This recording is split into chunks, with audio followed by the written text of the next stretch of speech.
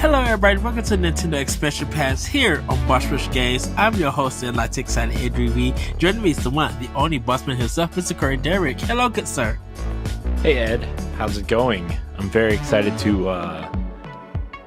talk about some time capsule stuff. Yes, we are closer to our almost final time capsule with the Switch, but this episode we are talking about 3DS and Wii U. This is going to be an interesting list, everybody. We are doing 5 games each, so 5 games for the 3DS, 5 for Wii U.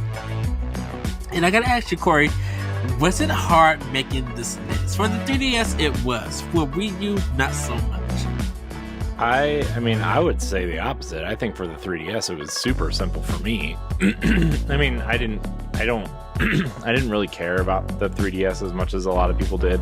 I'm more of a console person, the Switch is cool because it's a console that you can take with you, right? Obviously, but and that's how I prefer to play games. I was never a huge handheld person.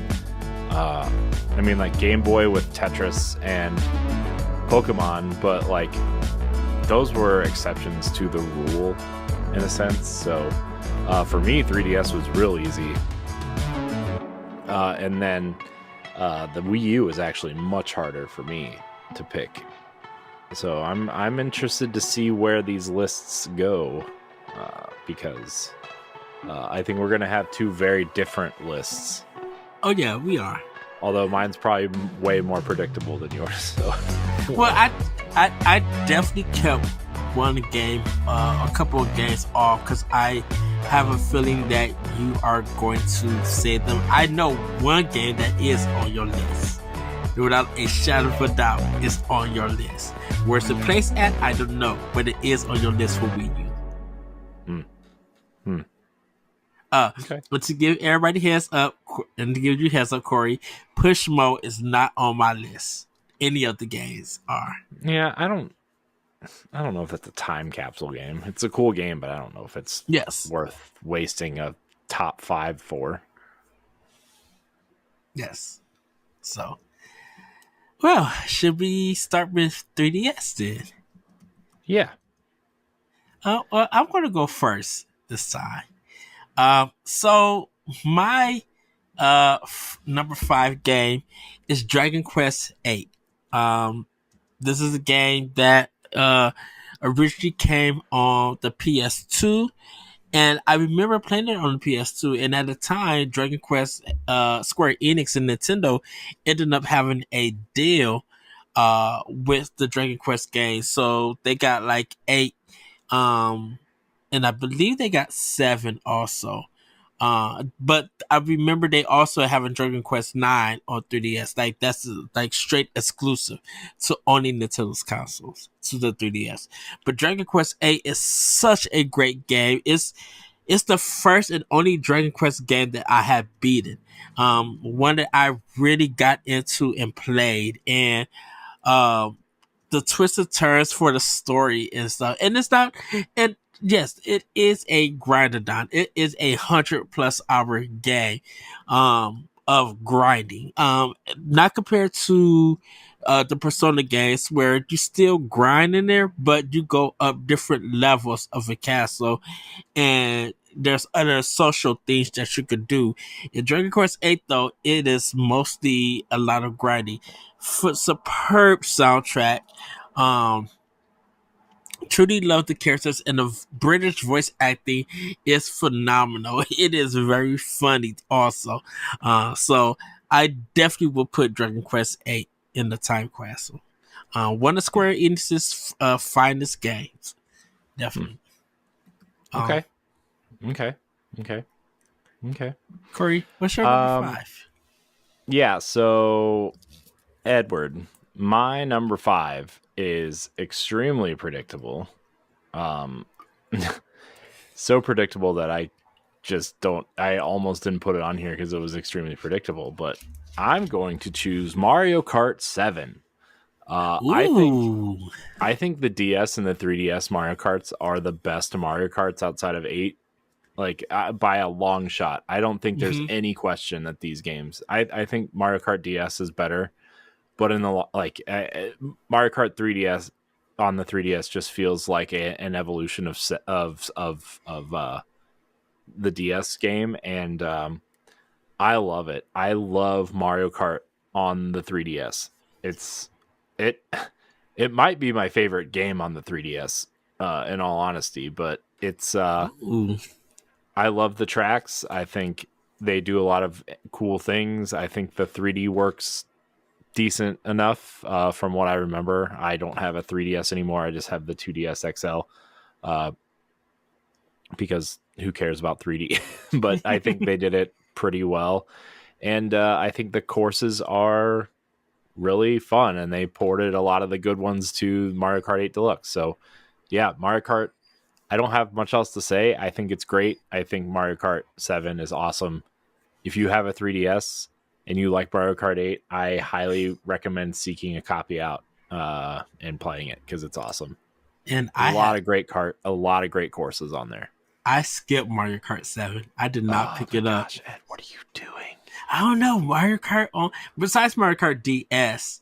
Um, I think I just couldn't do Mario Kart on handheld for some unknown reason. Oh, you're the worst. It's I fine. know, I know. Whatever, you're fired. No. Next.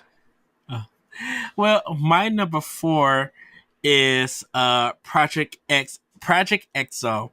This is by Bandai Namco, and it contains characters from different anime, Namco games. Capcom was involved with it, and it is a role playing sim kind of game, um, strategy, I should say.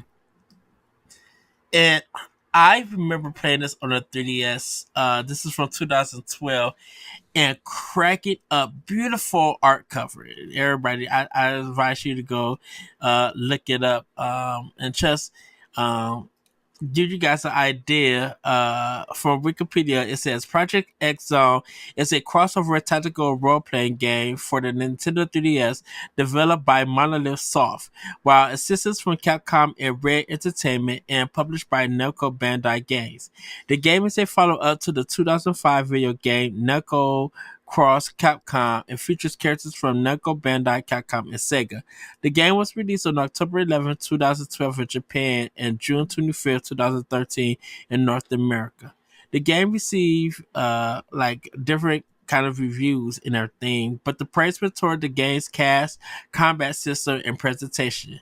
Um, and even though it's a kind of a weird storyline and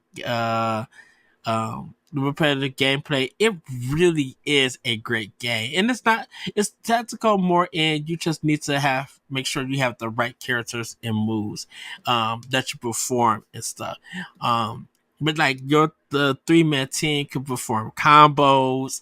Um, you're teamed up with different other characters from different series universes. It's so amazing to play. I laughed and enjoyed myself and did not. It's one of those games that you do not pay attention to the story because it's dumb, but you are having a good time with the characters who are all together. So Project X Zone is definitely my number four. Uh, Corey, what is your Interesting. number four?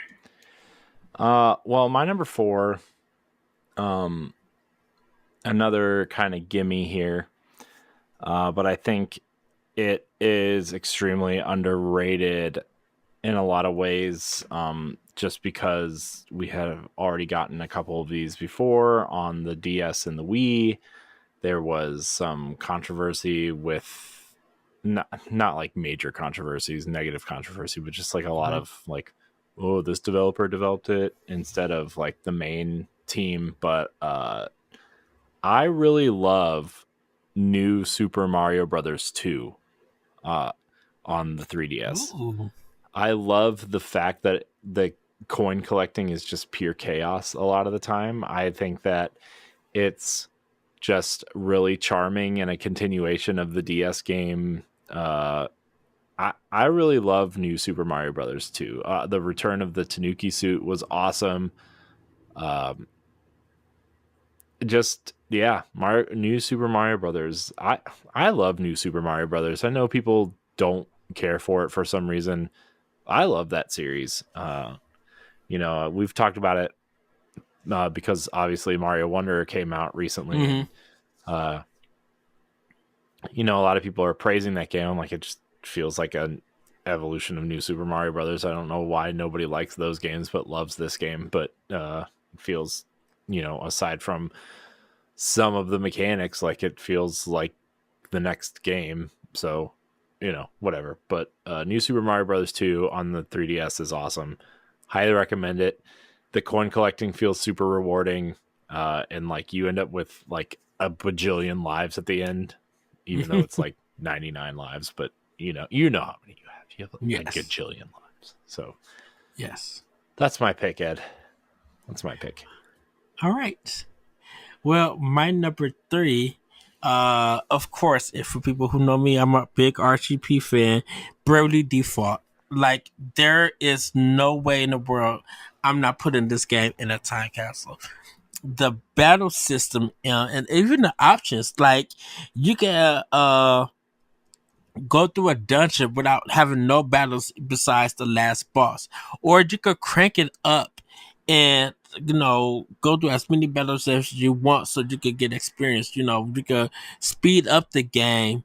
And your bravely is when you are stocking up to attack, but your default is where you are defending yourself to get more stock, and you play off different characters. You could choose different classes for your characters, and it was a game that Square Enix, I'm not going to say didn't have hope to see how it sells, but I think it surprised them on how great it sold. Um, Over, I think this is when Final Fantasy 13 was about to come out or was having problems or whatever. But like Bravely Default, as a $40 game, surprised Square Enix that it's so very weird and definitely on the Nintendo platform. I think this is when Square Enix was coming back to Nintendo and trying to work things out and make up and stuff like that. So my number three is Bravely Default. If you want to see how you can become a Patreon producer, head on over to patreon.com/BossRushNetwork. The Patreon producers for this month are Adriel Munger, Celeste Roberts, Christian S., Sana Dirrig, Francisco Santillan, and Todd Oxtra. Thanks for your continued support of the Boss Rush Network and our family of podcasts. Corey, what is your number three? So my number three, Ed, can take a turn here. Again, this one's a little less of a Corey game, but something that I love anyway. And I think a lot of people who really enjoyed the recent Super Mario RPG remake will appreciate this too. I'm going to put Mario and Luigi Dream Team on here. It was the first of two original Mario and Luigi games. Of course, we got the two ports of Superstar Saga and Bowser's Inside Story on the 3DS as well. But Dream Team was the first of two because we got Paper Jam on here also, which was a crossover with Paper Mario. It's funny. The kind of a similar thing of you're going inside Luigi's dreams instead of Bowser's body, right? I mean, I think this game is funny. The graphics are great. It's charming. Everything about it is just wonderful, and I hope we get. My hope is that we would get some sort of collection of these games on the Switch at some point because they are just wonderful, wonderful games, and I'm wondering like. On the last episode, we did our direct predictions for when ultimately there's a direct in February. I'm not 100% sure when this episode is going out, so that's why I'm saying that. But might have already happened. Who knows? But this Mario, I probably should have predicted that one of these games will be making its way to Switch or a collection like the Game Boy Advance games maybe coming over or something like uh, what was it? Superstar Saga, Partners in Time, because you had the babies. That was on DS because you Yeah. had the 4 face buttons, right? So that gave you the 4-person party for the first time, and then Bowser's Inside Story were the DS ones, and then Yes. yeah. So I don't know. Anyways, I would love to see some sort of collection make it over to the Switch the way that like the Ace Attorney games did. Uh, Mm-hmm. Whether you do it in 1 or 2 collections, whatever, or maybe just make a new one. Either way, I would love. I know Alpha Dream is gone, right? That was the studio that developed these, and they shut down after the last one on 3DS because it sold poorly. But these games are great. Uh, and I know we're getting Paper Mario and the Thousand Year Door remake this year, but a Mario and Luigi RPG would be awesome. Oh, So that's my just pick. shoot. Even just a new game of Mario and Luigi on Switch would be something I would get. Right. Because I always loved the art style of those games, and just like you said, the writing is hilarious and it's so good. Mm-hmm. Yeah. All right, So that's my pick. okay. Well, my number three is, and we just talked about it in our direct episode, Xenoblade Chronicles X. Like, I'm sorry, Corey, I had to steal it. Oh Well, X no, isn't X that's isn't Wii U. on. Sorry. I mean, Link Between Worlds. I'm sorry. Dang Wow. it. Everybody knows my number three then, but I'll You still okay, talk Ed? about that. Yes, I was looking at my wrong list. But Link Between Worlds. Oh my goodness, if this is not a 10 out of 10. This I'm may surprised that we be haven't gotten a port of that to Switch yet. it. To me, it's probably the. I love Super Mario 3D Land. Trust me, I love it. Even though 3D World crushes that game, big time.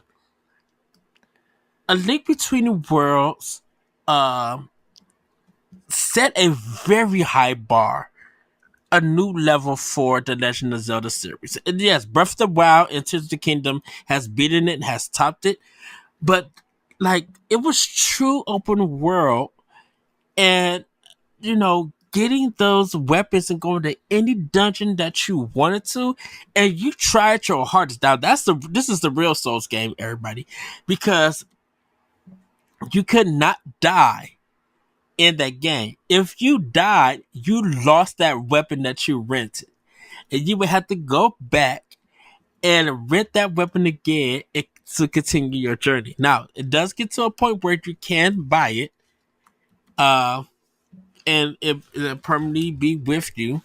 Um, but like you would try your hardest not to die in that game, and it's probably the one of the handheld games that got Game of the Year nominations, and I think it won one somewhere. Um, but it is that good, and it just looks so beautiful.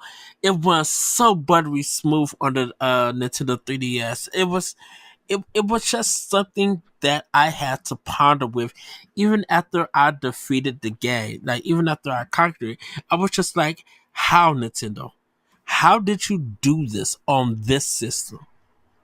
And after playing it, I was just like, "I need Link Between Worlds. I mean, Link to the Past to be redesigned like this, to be in these graphics, to like be done like this." Yes, Link's Awakening remake, I would love that too if they could do it. Link's Awakening, Link to the Past, and the Link's Awakening artwork style.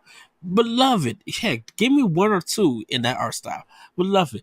But yeah, I had always said I need a remake of Link to the Past in this engine, in this graphics, because it is everything. It is still one of my top Zelda games of all time. Like it's just it's to me it's perfect. I, People can say it's not perfect. It got flaws. Great. If you believe that, you believe that. But to me, it's a perfect 10. Yeah.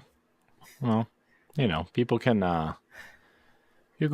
play it for themselves. I still think what they need to do is like really take a look at what they did with Link's Awakening, Mm-hmm. and not in that style in particular, but look at what they did with Link's Awakening and come up with an art style that works for both A Link to the Past and A Link Between Worlds, and bundle them together for $60 or $70. Ooh, I You my know, and coins. that way they feel like a cohesive unit of games, right? Like you don't have to Yes. merge them together into one game, but you can definitely sell them together and be like, you know, obviously Link to the Past is the first game, and then Link Between Worlds is the second game. So I would definitely be like, okay, let me get my pre-order ready. Let me get this money yeah, ready. Nintendo, man, come get I these dollars. that's the one thing I actually hope for this next Switch, is that there's like a second screen experience that it allows you to play DS and 3DS games. Where like maybe it just folds like a clamshell, just like, you know, and then it just sits in a dock instead of like these big bulky docks that we got, you know. Not that the docks are bad, but you know, Yes. whatever. Corey, Anyways. what is your number two? Oh boy, my number two, Ed, is I think you know, this game is something that is definitely worth checking out. I think it's a little on the I don't know. I feel like it's probably the best one of the 3DS games, and I know we have a couple on Switch already, but um I still think Fire Emblem Awakening is still Yes.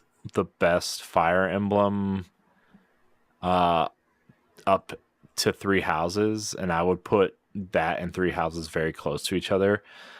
It's still very traditional in a sense, but it is the Mm-hmm. first one that really explores the relationship thing, and that does it well. And so, you know, I think Fire Emblem Awakening has some really memorable characters, right? Like Lucina and Chrom, and you know, just these characters that everybody loves already. And I don't know. There's something very special about Fire Emblem Awakening, and even though like Fire Emblem Fates came out afterwards and it was very good, Birthright in particular, Mm-hmm. Yeah. and then you know Shadows of Valencia was okay. Uh, there's something very special about Fire Emblem Awakening, and also the story that like Fire Emblem was going to end as a franchise if it didn't sell well. This was like its swan song of a Yeah. game, and for it to be that special and kind of revitalize the entire franchise, and now Fire Emblem being one of the biggest franchises Nintendo has, all because of Awakening, is um I think if you want to see the rebirth of a franchise and how to kind of revitalize a franchise, you have to look at where it began, and Fire Emblem Awakening was that. You know, like I didn't care about Fire Emblem until Fire Emblem Awakening, to be honest with you. Right, You know, because it still was not a popular title in America, even with the Game yeah. Well, Boy, half of the them still GameCube. didn't even make them over, right? I mean, like True, yeah, the one the Game Boy Advance one was technically like the fourth or fifth title. The one that's just titled Fire Emblem for Game Boy yeah, Advance is like the fourth or fifth game, right? And then you yeah. had what, Sacred Stones also for Yeah Game Boy Advance, and we DS didn't had get Shadow Dragon. we didn't get the first one. I think until whichever one dropped on Switch. I think the first one is on Switch. Well, the first one they localized and re-released during that anniversary recently, right? It was Mhm. like $8, and they sold it for like 4 months, and then they didn't sell it Yeah, anymore. Uh, but wasn't one of the games? I think one of the games was a remake of the first one on DS, Shadow Dragon, I think, or I think so. Yeah, Dragon Shadow or whatever it was. You know, so yeah. It Awakening and this was the breakout moment for Awakening. Of course, the mhm. characters and definitely the music, and like they gave you a normal where you don't have permadeath in it, and that was the big savior. This is just so that you guys know, because of the 3DS with Fire Emblem Awakening, like Corey said, that jumped off the whole series. This even happened to Monster Hunter because Monster Hunter 4 on 3DS jumped the whole series. Monster Hunter was not popular in America. Um, Hmm. Monster Hunter 4 came out. Definitely that 3DS Monster Hunter 4 limited edition hardware. That was a big one. And they both were like close to like I think they released on the same day. I think Monster Hunter 4 and Fire Emblem Awakening, and it just took off. Uh that I agree with you, Corey. Man, my Fire Emblem Awakening is historic. Hmm. And I think it's Yeah. the foundation for people getting to learn the series.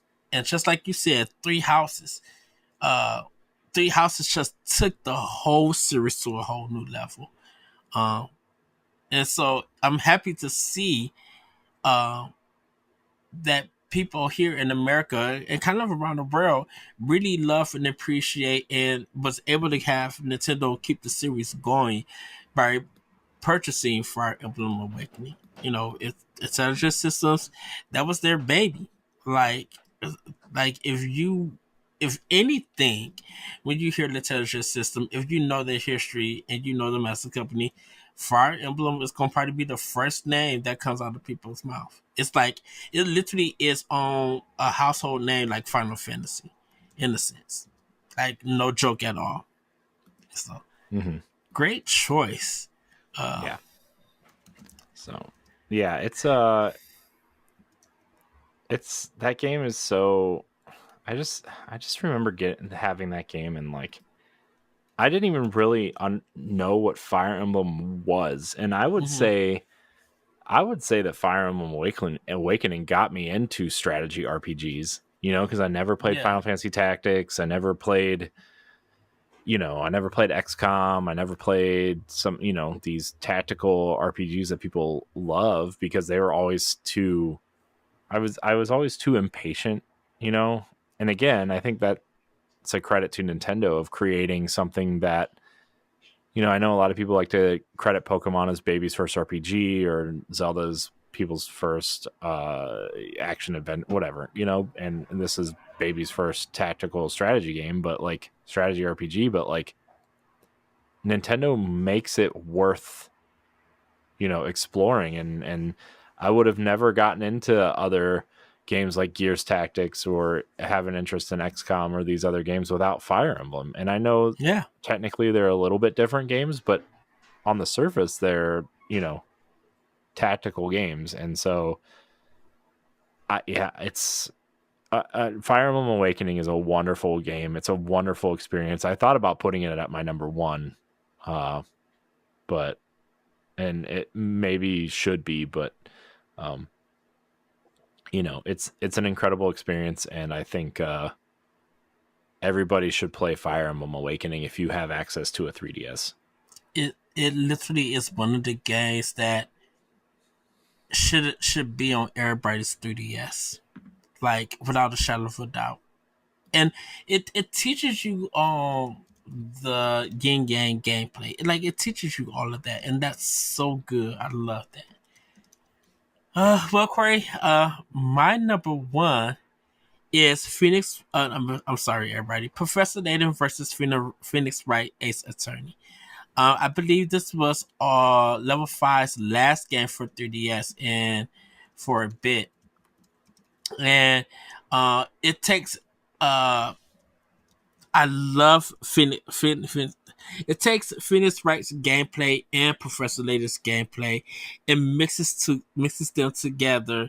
Um, to them to like solve riddles and everything to get clues that you also use in the presentation for court cases. It is very funny. It really changes here and there, and you do a lot of searching and everything. And great puzzles, great court cases, and like trying to find clues. And it's Phoenix Wright being his goofy self, and this Professor Layton being his proper professional smart self and everything. And to see these two games come from these two different companies to make this, like it I don't even think it was thought of as like a fan game, like Phoenix Wright versus Professor Layton. Like I don't even think nobody was thinking that as a fight or mashup, but they came together and they made this, and it's so lovely and so wonderful. And it's a long game, like even Mhm. outside of the court cases, the riddles and stuff really would get you thinking. And it's a good story and a great ending. To find out everybody. So my number one is Professor Layton versus Phoenix Wright Ace Attorney.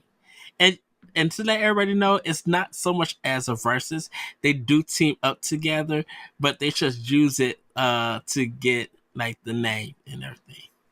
Mhm. Corey, what is your number one?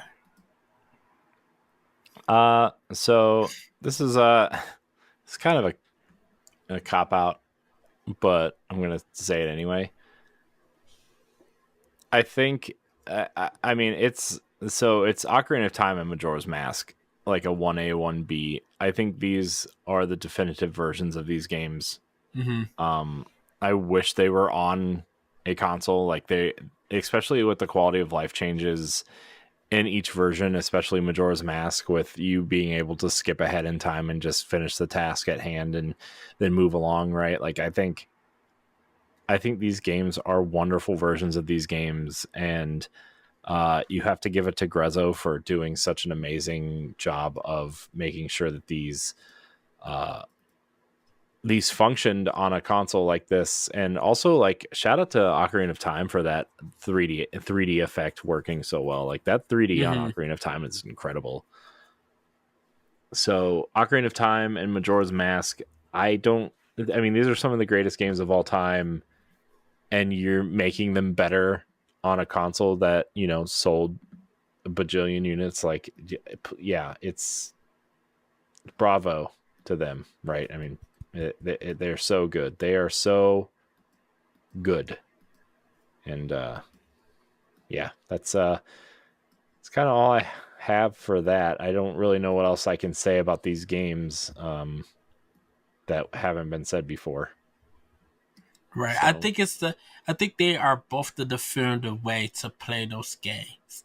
Even though they are on NSO, um, if you want to experience the retro original versions, the game not GameCube ones, the N64 is a good way to look at them. But if you want the definitive better versions, it is the 3DS. So I agree with you. mhm, All yeah. right. So Well, Corey, that's my thing, I guess. let us move on to Wii U. Should we continue the same way, or did you want to start? No, we can go the same way. I'm Okay, doesn't matter to me. so my number five is Paper Mario Color Splash.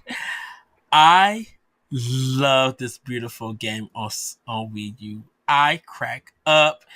Um, it still continues that humor. It's still, yeah, it's a little bit like the GameCube Paper Mario, but like it's just so funny, and the colors that you use in this game, is just so good. I wish this game would have came to Switch, so bad. And Well, we got a everything. Paper Mario. We got Origami King, which is arguably better.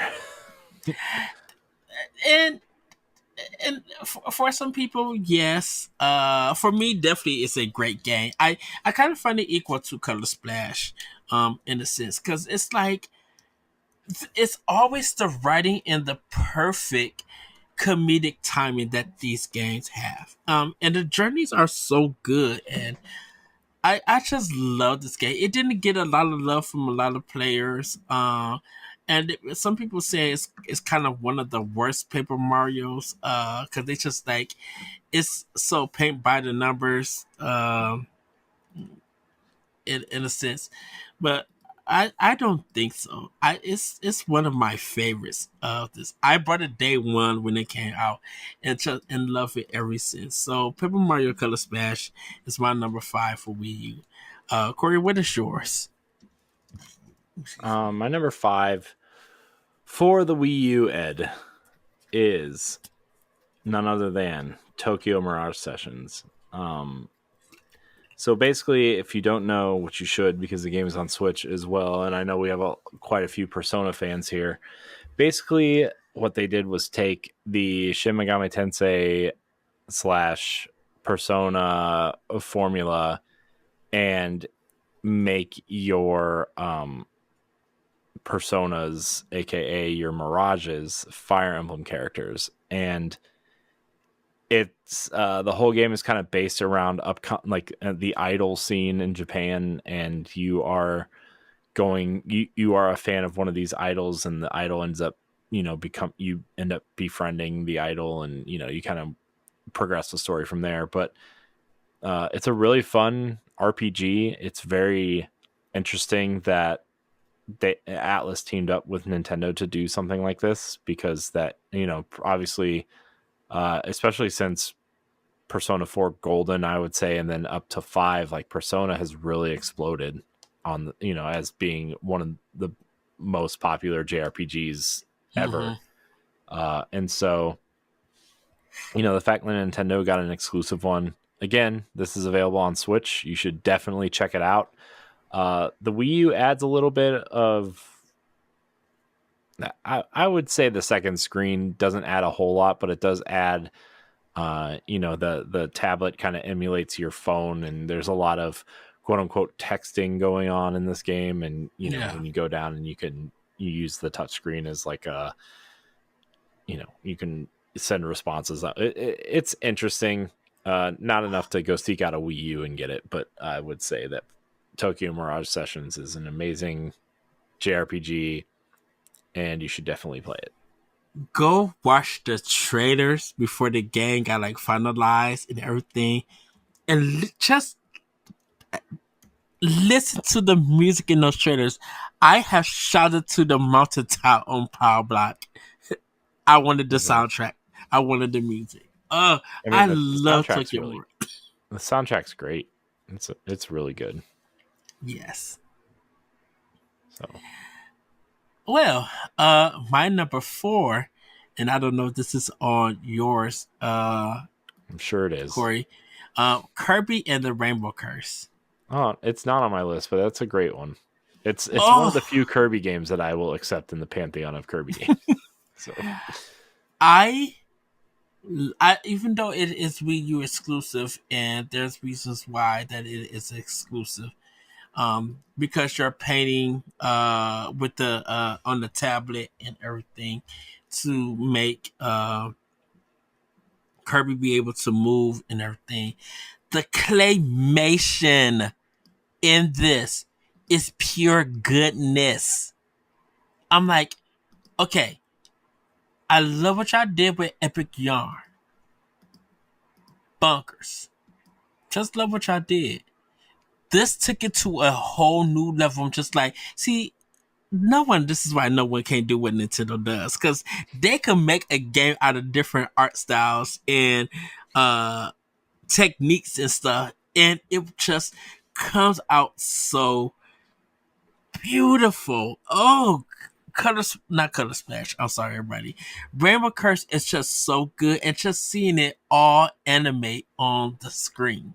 I think it was at a lock 30 frames per second. They might have some drops here and there. But man, just seeing how everything moved. And it's one of the games that as a player, you're watching it on the tablet while friends or family or whoever is with you, they're watching it on the TV. And they can just see how good it is in emotion. And how great that game is. So definitely in my number 4. And it was just something definitely new. Because since Clay Fighter, since the Super Nintendo days, I don't know what other game was using clay for like animation for a whole game. Like, and that's just me. So seeing this game, I was just like, kudos Nintendo. Like, y'all, I don't know how y'all did it, but y'all spot on did it. Like, mad props. So Kirby and the Rainbow Course is my number 4. Corey? it's really good. It's a really great game. So my number 4, Ed, is this would be higher except for the simple fact that it's a port. But I don't care. Is Wind Waker HD.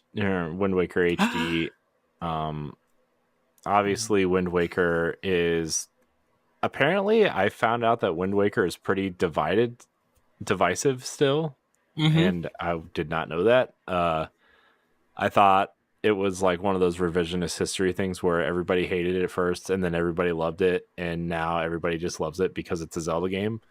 But no, apparently people don't care for Wind Waker all that much, and I didn't know that. But this is definitely one of the definitive games for the Wii U, hands down. It was the only special edition console we got was the Wind Waker HD Wii U, and it was Mm-hmm. really just the gamepad had the Wind Waker kind of art around the screen.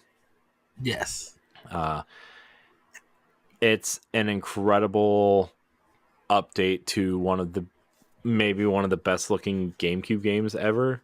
It shows that the art style Nintendo chooses in a lot of its games, but specifically this game stands the test of time, which does not bode well for another Zelda game that is on my list later. But that's okay. Wind Waker will forever be one of the best looking games of all time, and this is the definitive version. You should play it. Hopefully, we get a Switch version of this soon. It Yes. deserves. I mean, it's the only Zelda game that exists on a console that nobody purchased twice. So I mean, nobody bought a GameCube and nobody bought the Wii U, and that's where Wind Waker is stuck. It deserves to be on a console that people own, so everybody can enjoy it. I love the animations. I love the. Mm-hmm. Um, this was really like Ocarina of Time and Majora's Mask did this really well, but um, I think Wind Waker is the best at it, up until recent games, I would say. But Wind Waker, um, Link's emotions and impressions on his face are just top tier in this game, and yeah, it's great. Also, the dungeons are pretty good. The combat's pretty fun. And it has one of the best Ganon boss fights endings of all time. Yeah. So Yeah, like I'm no not going to doubt, spoil dude. it, but it's one of the best. So Uh, one of the smoothest of the animation, dude, and then seeing the yeah, HD version, I was just like, yeah, oh, it it's great. it's so good. hmm It's great. It's one of the best. All So right. Well, like I said, number 3 was Xenoblade Chronicles X. I can't say no more about it. We talked about it in our Nintendo Direct. But this game is beautiful. Seeing this vast world and land and just the animals moving and just the water and the ground, just the exploration. Like, it really is a phenomenal game. Um, and it's just like I said, still to this very day, how in the heck did you get this game running on the Wii U? Like, it's completely magic. It continued my love for Monolith Soft for it. So I think it definitely needs to switch port. So my number 3, Xenoblade Chronicles X. Like, no, I can't say anymore. Corey, your number 3? okay, my number 3, Ed, is something really. It's funny because like I don't even really think that this game is amazing or anything. It's I think what it does very well, and I think just the kind of over the topness, but also fun that this series has Mm-hmm. is something worth playing. I wasn't sure if I should go with the first one or the second one. I think personally the second one's a little bit better. Uh, but I still think you should play the first one. But Darksiders 2 um, Ooh, is one of that series is one of my favorite series in yes. games that I don't think gets enough love or gets talked about enough.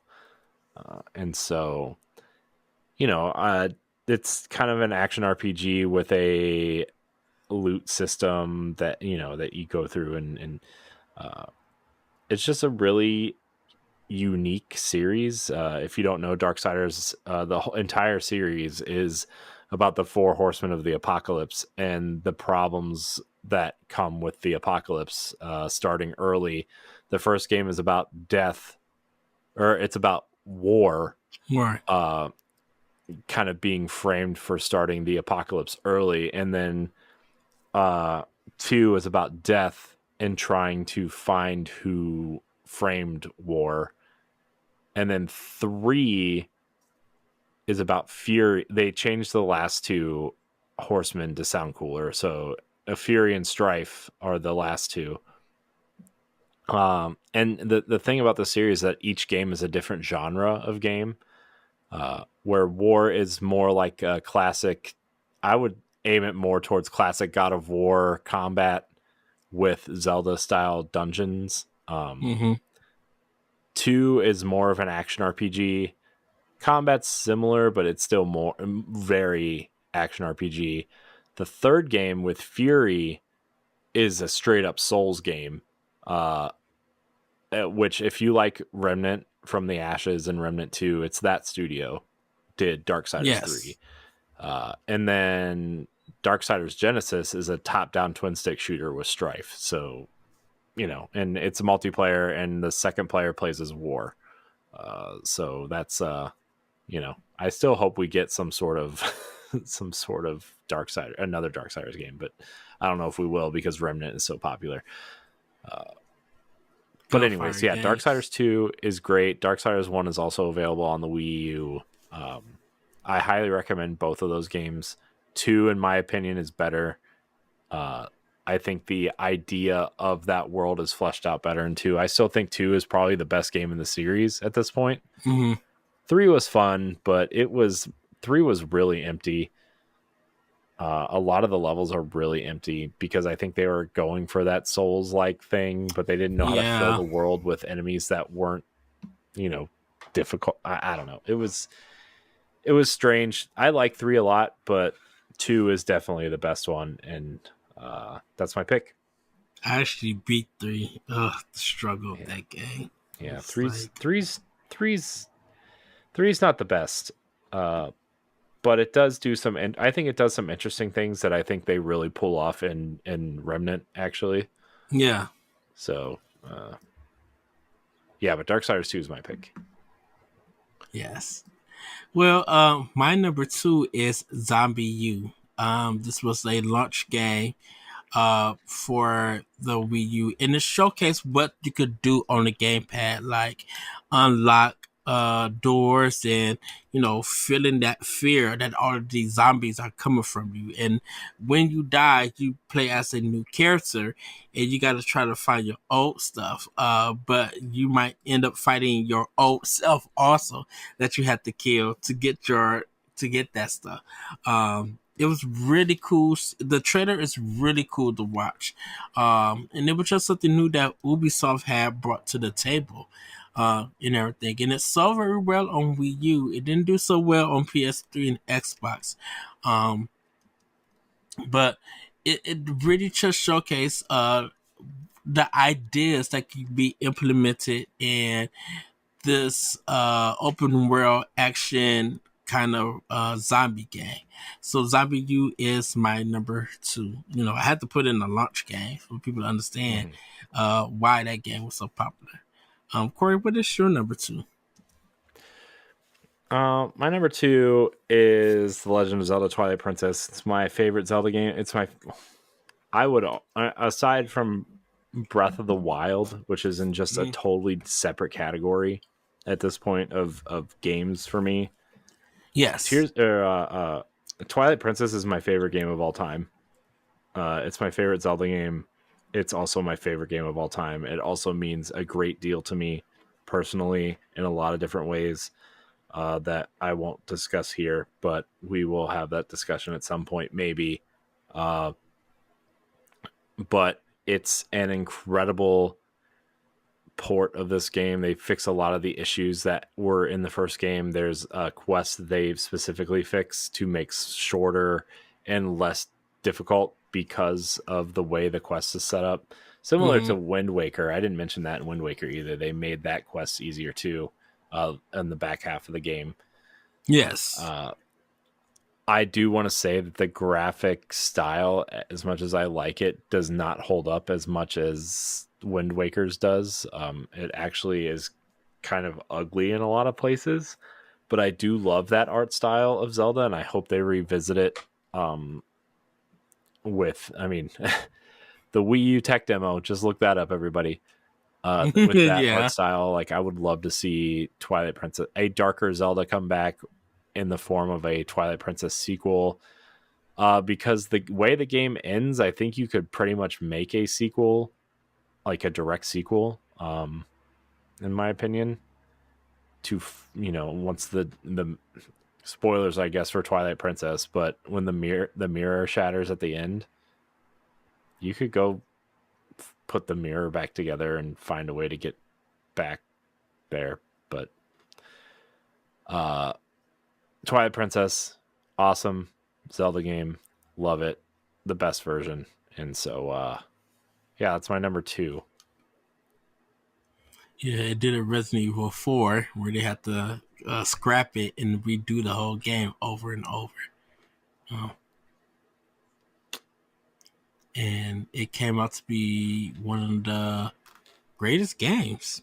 I love Twilight Princess. Like, it has some of my favorite dungeons in there.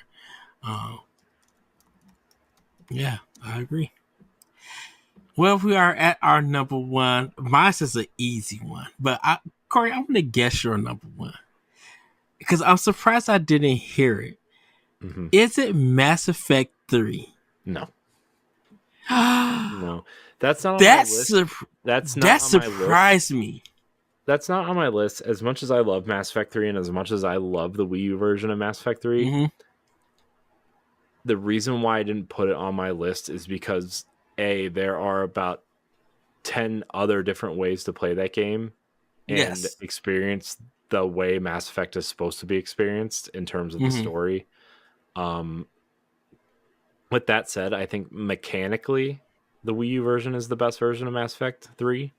But I mean, with the Legendary Edition out on PS4 and Xbox One, and even the entire original trilogy on Xbox 360 and PS3 and PC, like there are multiple ways to play that game and in a better capacity. But yeah, that's not my number 1. I did think about Mass Effect 3 a lot while I was picking my games, and it's funny because like you could look at my list and be like, oh well, you could have just not thought about it at all, but I actually thought really long about this list, and so it's not my number 1. Sorry. My number 1 though, Ed, is very obvious, and I can't believe that was the game you went to and you said you wanted to guess my number 1. Because I couldn't believe, because I thought it would be on your list. Even when you said Darksiders 2, I was thinking of Mass Effect. When you even said Wind Waker, I was thinking of Mass Effect. And I'm just like, Mass Effect 3, he has to have this on the list. Of course, yours is Super Mario 3D World. Like, that is, like... Yeah. And the only reason why also Breath of the Wild is not on my list, because I think that game is so synonymous with the Switch, and it's going to be the unanimous number 1 game for the Switch when we do this for Switch. Because everybody, the Switch is getting 10 games from each of me and Corey. Like, so it's going to be 20 games, and it's just like Breath of the Wild, like, you not about to pass up not getting a Switch without having Breath of the Wild. That's one of the first one-to-one attachments to that system. The Wii U version is a collector's edition if you couldn't, but it also, if you couldn't get you a Switch when it came out, this was your other option to get, was Breath of the Wild. Yeah. So that was... But then you should know my number 1. I should know your number 1? Yeah. I don't. I'm not gonna lie to you. Are you surprised? Really? Yeah. Even It's probably even something really weird that I just am not no, thinking of. it's not. It's not. I'm gonna let you know. It's not Yoshi's Woody World. It's not I that. I wasn't gonna pick Yoshi's Woolly World. I'm I don't know. I'm surprised. I really don't know what it Bayonetta is. 2. Oh, I forgot that game existed. I'm not gonna lie to you. I Like, I totally forgot that that game really existed. did you have it on your Switch? I bought you the physical version. I forgot it existed. Ah, I'm Corey. sorry. One of the games that made me love Platinum even more. Everybody, I love Okami, but Platinum games themselves, like, Bayonetta 2, it's such a perfect game in this action. And the reason I said the Wii U version because I think it's 60 frames per second. Um, the demo I still have on my Wii U. Going through the game and replaying it on different levels, the combos, the cut scenes are funny, and they mix a lot of things into that game, and it flows so good. Fighting angels and devils and stuff. It keeps you on your toes here and there, and it's a game that you can play on the gamepad or with the Pro Controller. I actually beat the whole game on the gamepad uh, for Wii U. So it's available for Switch and everything, but like that for the true experience with the Wii U version. I remember that game getting announced exclusively for Wii U, and people were upset Mm. and everything. But when people got it, they were just like, "This is my game of the year." Like it really it really helped Platinum get more financing and work from other companies because of Bayonetta 2. Hmm. So my number one is Bayonetta 2 for Wii U. Hmm. Corey, take it away with Super Mario 3D World because Yeah, I mean that's another perfect game. Super Mario 3D World is the best game on the console in my opinion, hands down. And that's including Mario Kart 8. Although I think the Switch version of Mario Kart 8 is exponentially better with the battle mode and Agree. all the DLC and the new characters and tweaking of the archetypes and everything. I just think Mario Kart 8 on Switch is Switch. incredible. Yeah, Switch is incredible. Not that this 100% version agree. isn't, but I think there are games that I would prefer to play over Mario Kart 8. And Super Mario 3D World is, again, you could say the same thing I just said about Mario Kart 8 on the Switch for this because they tweaked the speed and the platforming physics a little bit, and um, just the way a lot of the game feels changed on the Switch. Also, they kind of took out the Wii U gamepad specific kind of mechanics, like the blowing into the microphone and the tapping on the screen and everything, which are Mm-hmm. mechanics that do not exist in the Switch version. But with that said, the level design is some of the best. It takes what I like about the 3D games and my love of the 2D games and makes them one game. Because I've been very vocal that I'm not a 3D Mario guy. I just don't care. I don't. It's not that I don't care, and it's not that they're not great games, but I'm. I have a really hard time with 3D platformers in general, in terms of depth of field and being able to Mm-hmm. judge distance and everything. And I think this game does a great job of helping my sensibilities with that aspect. And the fact that you can the level starts at point A and you have to make it to point B with secrets in between is just it's a wonderful experience. I hope we get a new one. I would love if the next console launched with one and then they saved the 2D Mario or the full on 3D Mario game for, a year or two down the road. Mm-hmm. Yeah. Um, but with that said, this game made me this was one of the first games where I said the Wii U might be Nintendo's best piece of hardware up to that date, right? Yes. I just love it. I think the cat suit is great.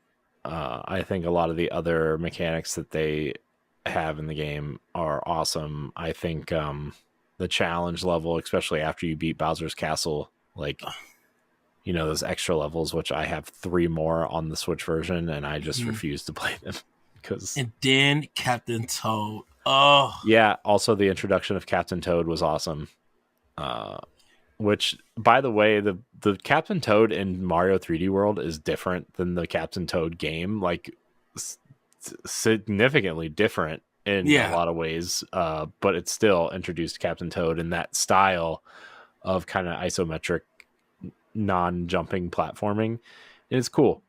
It's really cool. To the point where we got a new game and a half out of it. So, because I mean, Captain Toad on Wii U is great, but they've removed some of the levels from the one for Switch and added Mario Odyssey versions of those levels, and then they had DLC. So, you know, Captain Toad is also worth picking up as well. Mario 3D World, lock it in, put it in there, just lock it up. It's awesome.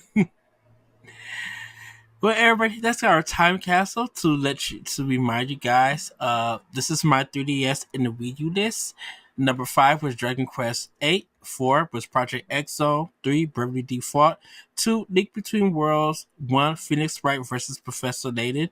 That was my 3DS. Now, Wii U is Paper Mario Color Splash, Kirby and the Rainbow Curse, Xenoblade Chronicles X, Zombie U, and Bayonetta 2. Corey, you want to just run down with yours? Tokyo Mirage Sessions, The Wind Waker, Darksiders 2, Twilight Princess, and Super Mario 3D World are my 5-1. For Wii U. For Wii U, yes. That's what I 3DS. said. Oh, for 3DS. Okay. Shoot. I deleted the list already. So, let's see. Ocarina of Time, Mario and Luigi Dream Team. We had New Super Mario Brothers 2. What'd you say? Majora's Mask, Mario Kart 7. Yeah, Mario Kart 7, Majora's Mask with Ocarina of Time. And then what was my first game? Fire Emblem Awakening. Oh, right. Fire Emblem Awakening. So those are my 5. Yes. There. That was the stumble, but we did it. I deleted my list because I thought we were done. I thought we already did that. My brain my short-term memory is exhaustingly bad. Terrible. So sorry, everybody. Well, everybody, that is our time capsule for Wii U and 3DS. Our next time that we do this, we will be having 10 Switch games for you guys to look and choose. And, you know, I say look and choose because it's just like we're choosing these games to actually put into a time capsule. And that would be like all the Nintendo stuff that we feel is a good set for our time capsules for Nintendo. But then everybody have a great week, have a great weekend, and we'll see you next time on Nintendo Expansion Pass. Bye, everybody. Bye.